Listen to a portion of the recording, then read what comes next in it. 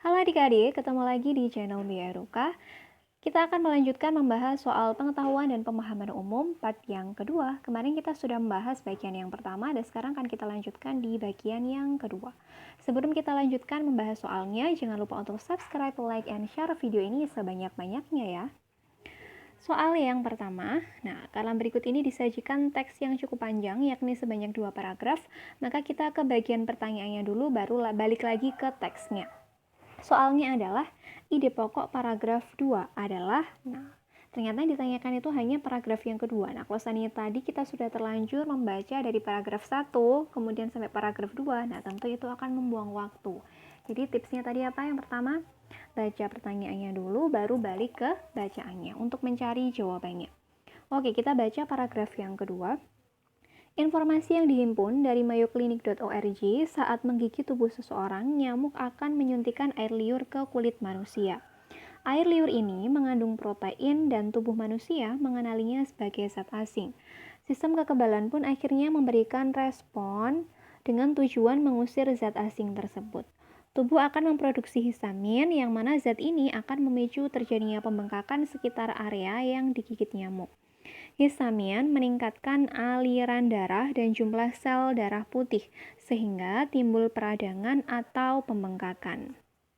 Histamin juga akan mengirimkan sinyal ke saraf di sekitar gigitan, dan inilah yang memunculkan rasa gatal. Ide pokoknya kira-kira apa? A. Bahaya gigitan nyamuk. B. Kandungan air liur nyamuk. C. Cara nyamuk menggigit kulit. D. Gejala gatal. Atau E. Respon terhadap gigitan nyamuk. Yang dimaksud dengan ide pokok itu berarti yang berisi gagasan utama atau yang mendasari isi dari paragraf tersebut, atau inti sarinya itu apa. Kalau misalkan yang A, bahaya gigitan nyamuk, apakah benar dibahas pada paragraf kedua ini mengenai bahaya gigitan nyamuk? Ternyata tidak. Kemudian kalau yang B, kandungan air liur nyamuk. Tadi kandungan air liurnya ini ya mengandung protein. Tapi kan ini yang dibahas mengenai kandungan air liur itu kan hanya di kalimat nomor 6. Sedangkan yang kalimat lainnya itu tidak membahas secara khusus mengenai kandungan air liur nyamuk ini. Jadi untuk yang opsi B ini hanya mewakili dari kalimat nomor 6, bukan mewakili keseluruhan isi paragraf. Padahal tadi apa yang disebut dengan isi paragraf? Yang dimaksud dengan ide pokok pada suatu paragraf itu apabila dia mewakili seluruh isi dari bacaan tersebut atau dari seluruh paragraf tersebut. Sedangkan yang opsi B ini hanya mewakili salah satu kalimat saja. Kemudian untuk yang C, cara nyamuk menggigit. Apakah dijelaskan? Tadi caranya nyamuk menggigit itu hanya dibahas pada kalimat nomor 5.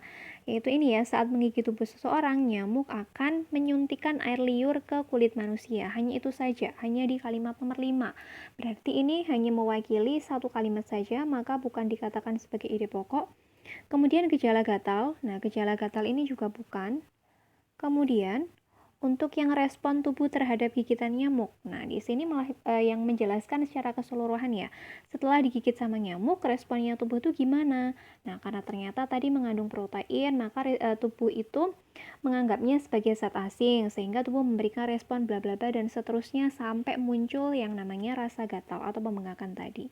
Maka yang merangkum seluruh isi paragraf itu adalah opsi yang E, karena E ini sudah mengcover keseluruhan isi dari paragraf yang kedua. Jadi jawaban yang paling tepat itu adalah opsi yang E. Oke, kita lanjut ke soal nomor 2.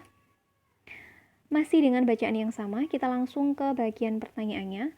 Imbuhan yang benar untuk kata yang bercetak miring. Mana nih kata yang bercetak miring? Dicetak miring itu hanya Medical News Today sama mayoclinic.org. Ini nggak mungkin ya kalau yang dimasukkan itu. Oh, ini ternyata di kalimat nomor 1. Yang miring adalah kata buat. Jadi kata buat ini seharusnya apa? A. Terbuat. B. Memuat. C. Dibuat. D. Membuat atau membuatkan. Menurut kalian yang mana jawabannya? Iya, jawabannya adalah yang D.